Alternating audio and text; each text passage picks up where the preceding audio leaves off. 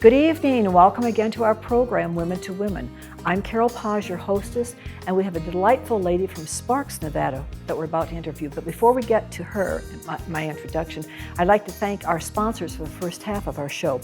Dr. Kent Gabriel, noted plastic surgeon who practices right here in Carson City. Dr. Gabriel's specialty is microsurgery of the hands. We'd also like to thank the Horseshoe Club, located right here in downtown Carson City. It's locally and family owned, and they've just remodeled. So why not stop in and have a delicious meal in their newly renovated dining room? We'd also like to thank one of the friendliest banks, Bank of the West, right here in Carson City. They are customer oriented, and when you walk in, they know your name. And now it's a pleasure to introduce to you Jill Dickman. Jill, welcome so much on our program. Hi, Carol. Thank you so much for having me. Oh, pleasure. You know, Jill, this is the season for elections, okay? Right. And we're going to find out all about that a little bit later, okay, in the second half. But first of all, help us know who you are. You're one of our neighbors in Sparks. I know that, okay? Right. But are you a native Nevadan? I am not, although I feel like I'm a native Nevadan. I've been here for nearly 25 years. Long time. Yeah, and I love Nevada. I fell in love with it well, I have to say, at first it was quite different because I was raised on the shores of Lake Superior. So there was lots Which of water. state? Michigan. Michigan, okay. The Upper Peninsula. Yes, the UP. The UP, I'm a Youper. Okay. And that's beautiful country up there. It is very green. I'm Lots from of trees. the northern part of Ohio, so we used to go up to Michigan on vacations as a child often. It's gorgeous. It's absolutely gorgeous. So what brought you to the West Coast? Actually, my husband got a job in Reno in, I think it was 1989. Okay. And I commuted for a number of years, I think close to 5, because my family had a logging business that I was an owner and helped manage. That's quite something for a woman. Yes, it was different. We normally think of that as a primarily a masculine environment. A lot of heavy true. work. Yes, well, I didn't exactly work in the woods. Okay. Where was this located? In the Upper Peninsula of Michigan. Okay. A small town called Lance. All right. And growing up as a young girl, did you have brothers and sisters? 2 brothers and a sister. Okay. The oldest is a boy, youngest is a boy. Are you close in age? Let's see, my older brother is 2 years older. Okay. Sister's 4 years younger, and brother is another 4 younger. You know, when you have brothers and sisters, especially living in a state like Michigan where you have a lot of outdoor activity, it's like having a second family, your brothers and sisters. They're first, but they're also second family. You get to play together, do a lot of activities. True. Yes. We played outside all the time. What were your interests as a young girl? Well, I was kind of a tomboy. Okay. Because a lot of us were. Yeah, played with my brothers a lot. And, well, my youngest brother was so much younger, I was sort of like the second mother to him. Okay. Because I liked being a mother. Yes. Okay, that's neat. That's neat. Yeah. Now, did you graduate from high school in Michigan as well? Yes, I did. Okay. And did you go on with your education? I attended Michigan Tech, which was 30 miles away, commuted because we all had family businesses all the time. Right. And I was always involved in them.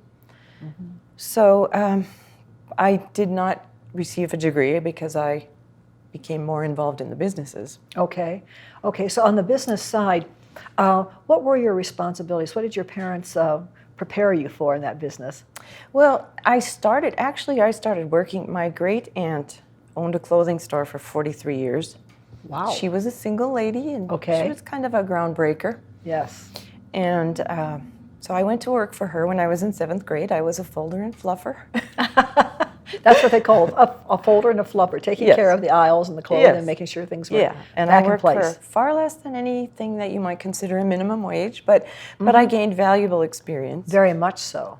And I enjoyed working. How long did you stay with your grandmother or Great aunt? Great aunt, okay. Well, after 43 years, she sold the business to my mother.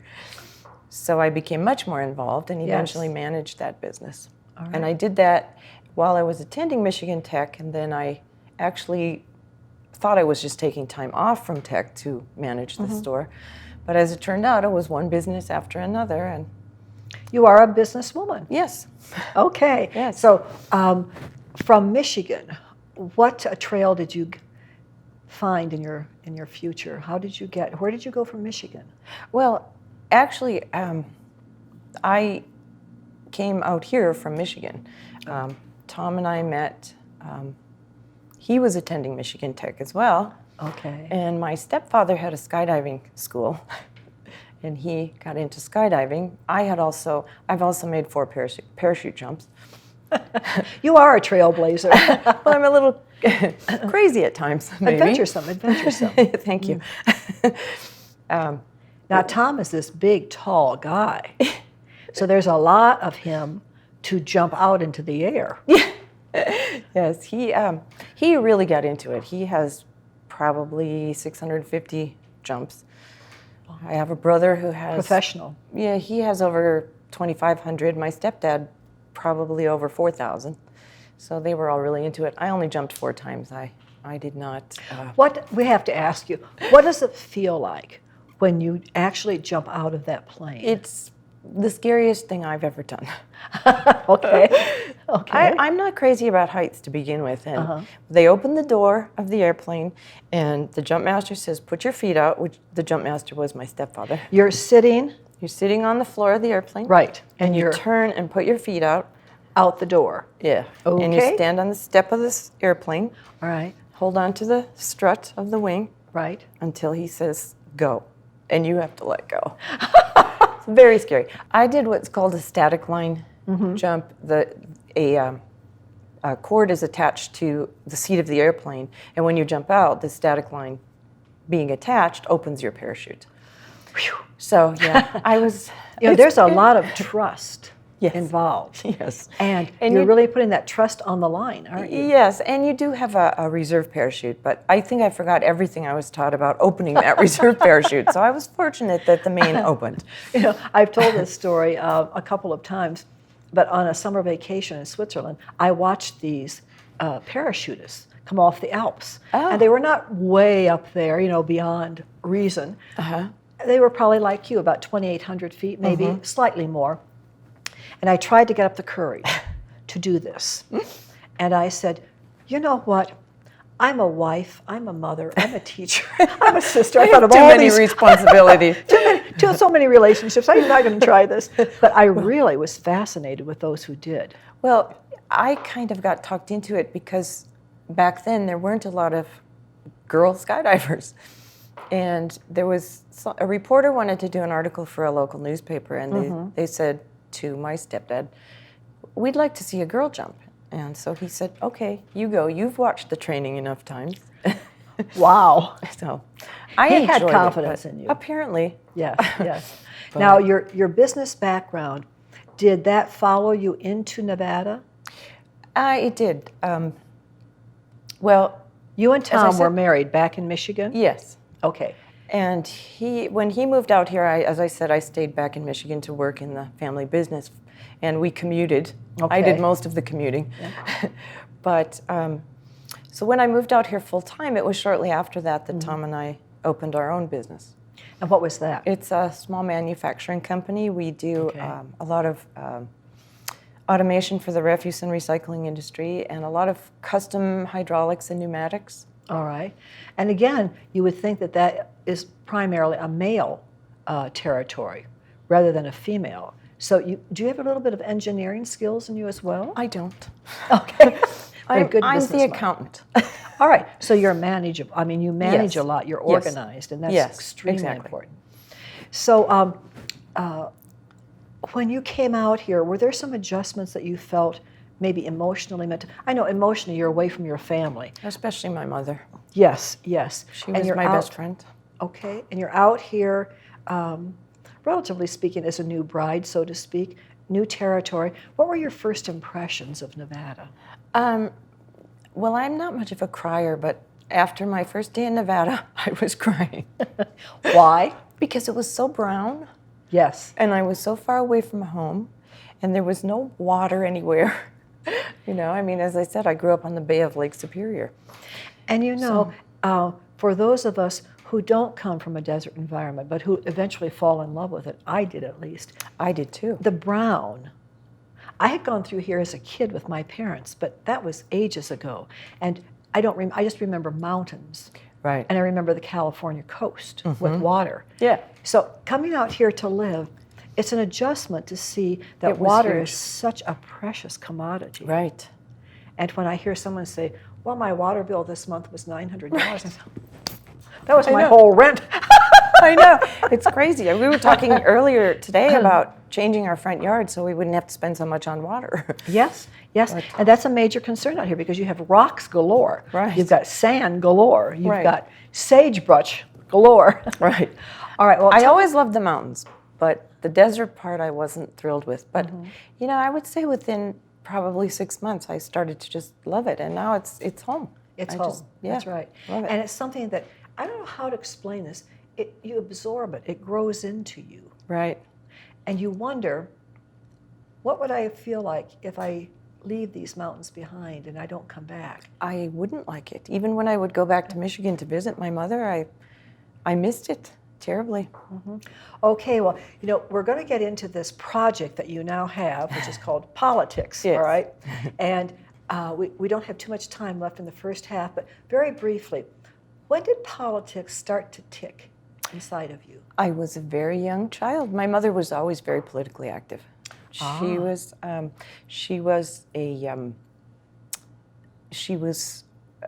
active Republican. She was chairman of the county party back home, small town, but okay.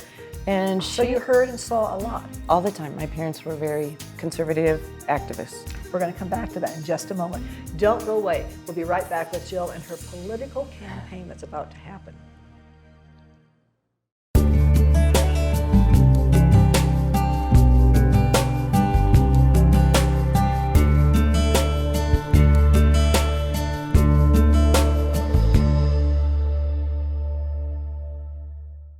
I was 36, wanted to do something that was boldly different. We sold our house and drove west with the idea that we were going to be in the wine industry. We lived in a teepee for 2 months. I mean, if you're going to do something, why not do it with your whole heart? It's that creative outlet of being able to make something and make something that comes from the land. Bank of the West said, we have complete faith in your brand. Don't do anything to compromise it. Banks don't say things like that. Hi, I'm Stephen Lincoln with CarsonCityHomes.com, Carson City's original online real estate resource. At CarsonCityHomes.com, you get effective and easy-to-use tools to help you select your next home today. With our easy-to-use website, you can search listings throughout Northern Nevada and narrow the results by selecting every facet, quirk, and quality you desire. Visit CarsonCityHomes.com. Come to the Carson Horseshoe Club for fun and friendly service. Play your favorite games. Join our Players Club where you get cash for points plus food comps and enjoy casual dining in our Lucky Horse Grill. Get it all in the heart of downtown Carson City at the family-owned, local favorite Carson Horseshoe Club. Apex SCF provides cutting-edge, hands-on training that effectively addresses today's threats of violence. The Apex Stay Alive course teaches proven methods for personal protection and attack countermeasures that can be applied in any environment.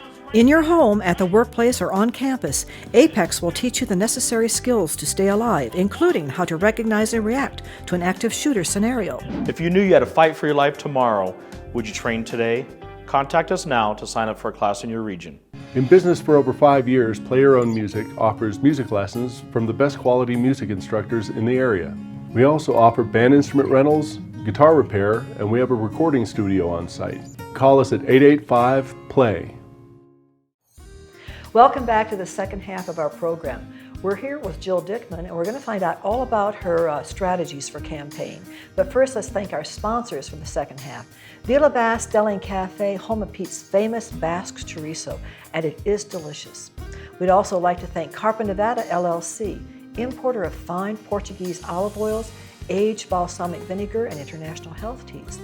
And finally, but not least, carsonnow.org. When you want to go to the net and find out anything and everything that's happening here in Carson City, always go to carsonnow.org. It's right there. So let's welcome Jill back again. Jill, again, we thank you so much for being with us.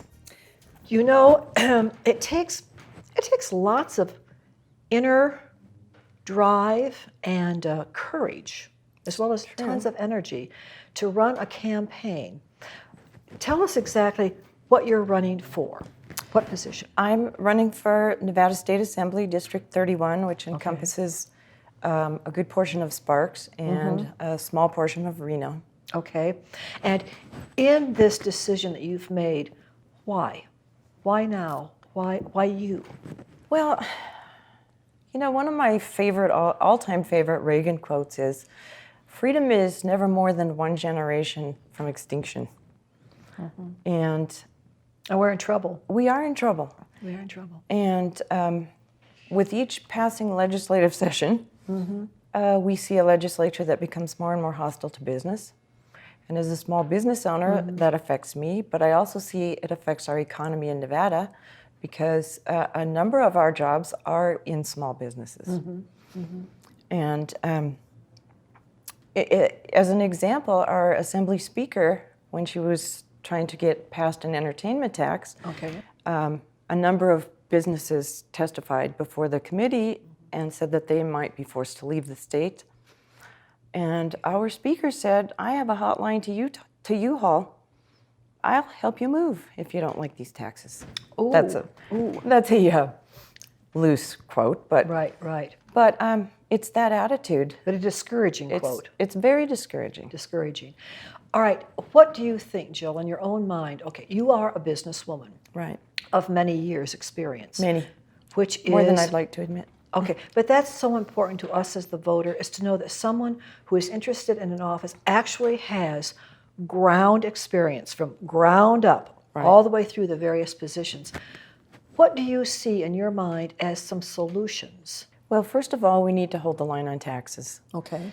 We have, with the expansion of Medicaid, PERS, the Public Employee Retirement System, is underwater. We are going to have an insatiable appetite for taxes in this next session. And then, of course, there's the margins tax, which is going to be called the Education Initiative. And that'll be on the ballot. Okay, Jill, and I'm not sure that people, the voters, really understand what this margin tax is. Well, the margin tax is basically it's a gross receipts tax. If your business grosses $1,001,001, you will be paying 2% tax on that entire $1,001,001. And that's the gross. That's not the net. Many businesses gross well over $1 million, but they may only net, a couple $1,000s. That's right. After they've paid their employees and all their other taxes. Right. So it will drive business out of the state. It's already preventing businesses from coming to this state. I think we're all concerned as citizens of our country, and we're certainly concerned as individual voters of the states that we live in. And Nevada has had its share of economic downswings, woes, okay, because a lot of this state depends upon an industry, which is a tourist industry. Right. And that tourists, of course, are affected by the amount of money they have to spend from the jobs they have outside of the state or even inside the state. Right. So we need to diversify our economy, and the way to do that is to have a very business-friendly climate. We need to have the most business-friendly climate that of any state certainly is surrounding us, or let's say in the nation, because then we become a business magnet, we draw higher paying jobs, and that's how we flourish. We still have one of the highest unemployment rates in the nation, and we also have one of the highest foreclosure rates, along with a failing school system. And the only talk there ever seems to be with that is throwing more money at it. So, Rather than taking a look at the root cause. the root cause, and some other solutions, such as charter schools and vouchers, and all of these various things that involve parental choice. So you're saying, in other words, that the voters are going to have to look at things much more seriously Absolutely. than they have been. Right. And you, if you are elected, And are going to have to take a look at some really serious choices. That's right. And unfortunately, we have so many career politicians in our legislature that seem to be more concerned with keeping their power than actually taking tough stands. And that's probably one of the hardest things, Jill, to deal with as a new person, as a new prospective candidate, okay, for office, is the lure of power, the lure of donations that come from donors, and the strings that they attach to those donations. It's like walking in a marshy area. It's very squishy. Yeah, that is true. But I always make it clear to any donor that no matter how much they donate, they will have the same access to me as any of my constituents, and no more. But I am someone who is not beholden to anyone. Good. I'm not part of the establishment. I am not beholden to any lobbyists or anyone, and I don't ever intend to be so. Good girl. Good girl. Well, with all this stress, okay, and all of this energy, where do you find your time to get away? Where do you find something that really gives you a sense of peace, calming, relaxation, and restores you? Well, I have two things actually. I'm a knitter, and it's not your grandmother's knitting. Okay, okay. I knit. I'm sure it's very elegant. I knit couture type things, but the best one is playing the harp. Playing the harp. Yes. What a beautiful instrument. What a big instrument. You're so petite. Well, actually, I play a Celtic harp. It's not a concert grand. It's probably about this high. And how long so have you I can been carry doing it. Well, I have kind of a music history. My grandmother's father owned theaters back in the days of before talkies. Okay, okay. And she played the piano for the silent movies. Neat. So I think that's where I got my love. But I played piano all through high school and beyond, and I played pipe organ. But my mother always had this great love of the harp. And I did too, but I lived in a small town in Upper Michigan, so there weren't too many opportunities to learn the harp. But when I came out here, I saw this class with the Sparks and Recreation Department. It was called Me Play the Harp. And it was taught by Bev Colgan, who is the harpist for the Philharmonic in Reno and also the Nevada Opera. Beautiful. And I thought, time to get this out of my system. Well, in 4 weeks, I was hooked. Oh. Now, what do you do with all this background and ability? Well, Bev and I play duo a lot. In fact, we have a gig Wednesday. We play at retirement homes. Nice, nice. We're playing at a rehab hospital in South Reno in a couple of days. So, and we also play at coffee shops and do lots of parties at Christmas. Harp players are very popular over the holidays. Yes. Oh, yes, yes, yes. But how do you physically bring this instrument in and out of the places? Yeah, okay. We have carts, but actually I think my harp only weighs about 25 pounds. Okay. So I can carry it. Now, is there any other difference between a Celtic harp and a regular grand harp? Yes. Besides size? Yeah, the Celtic harp is also called a lever harp, and each string has a lever at the top of the harp, and when you lift that lever, it changes the key, like, for example, an F to an F sharp. All right. But with a pedal harp, there are 8 pedals, and if you depress a pedal, you will change every, for example, B string to a B flat. So it's quite different. I was going to say, it's intricate in many ways to me. Quite. Not only the design of the harp, the way it's put together, it turns out to be an elegant piece. I always thought I wanted a harp just for a piece of furniture because it's so beautiful, but now I can play it as well. Well, do you have any of the Irish ancestry in your background? I think I'm only an 8th, but it counts. It's enough. Yes, it's enough. It yes, counts. I have the freckles. Okay. So that's good to know because we all need to have an outlet, some place to go, some place to really and that is definitely get away from the fray of today's world. And as you mentioned before, I think we all have a sense that this pace that we're living is almost, I don't want to use the term really out of control, but it's pummeling down very fast. Oh, and you get caught up in it. And where's the break? Where's the break? Right. Where do we stop and say, phew, let's see where we are? Exactly. And we don't, as a nation, we seem to be headed in so many directions all at the same time, and we haven't really stopped to take a look. Is this doing us any good as a nation, as a people? That's right. As parents, as individuals, we need to take an assessment. And a part of the accountability of anyone who runs for office and wins that position is an accountability back to their constituency, back to those voters.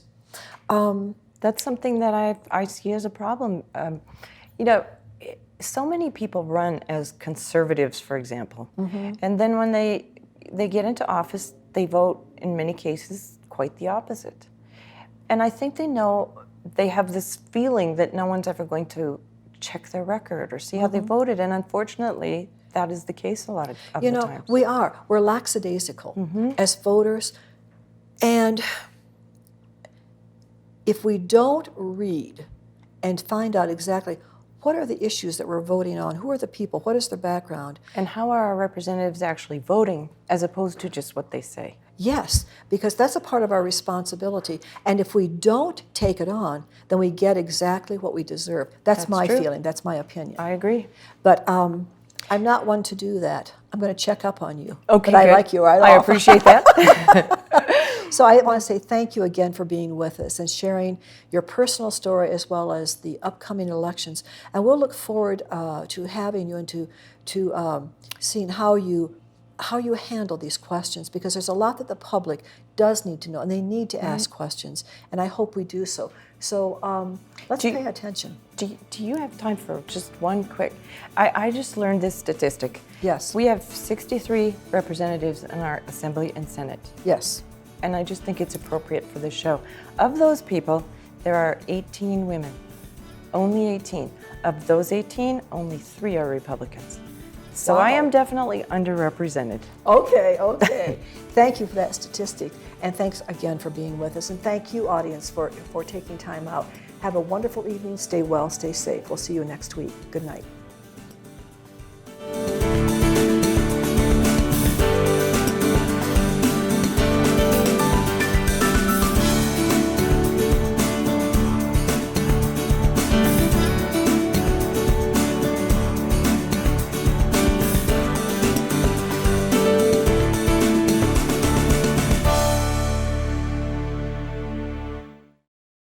Hi, I'm Genevieve Frederick, founder and executive director of Pets of the Homeless. Pets of the Homeless is a nonprofit, all-volunteer organization that provides pet food and veterinary care to the homeless and less fortunate in local communities. We're a national organization with over 200 collection sites across the United States, one in Australia and a few in Canada. Our national organization, since 2008, we've collected almost 50 tons of pet food that has been distributed through various organizations across the country, like food banks, homeless shelters, and soup dining rooms.